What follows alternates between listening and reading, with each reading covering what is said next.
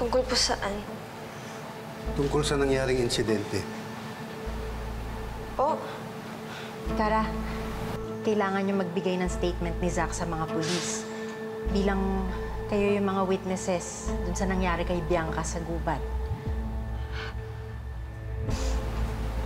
Nahulog po siya sa bangin. Yun lang po yung alam ko. Nakita mo ba? Ha?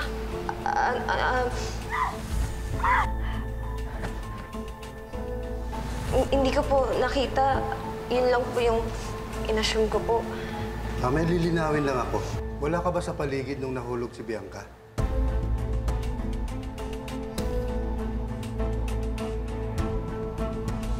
Bianca, hingi ako ng tulong!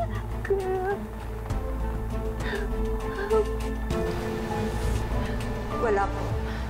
Are you sure? Mahal ko po si Bianca. Mahal ko po yung kaibigan ko. Kaya sorry po kung nangyari po ito, pero wala po akong kasalanan. Wala po akong kasalanan, kaya sorry po. Mahal ko po si Bianca. Wala po akong kasalanan. Wala po akong kasalanan. Wala po talaga akong kasalanan. Hindi ko po siya nakitain. Aksidente po yung nangyari. Wala po.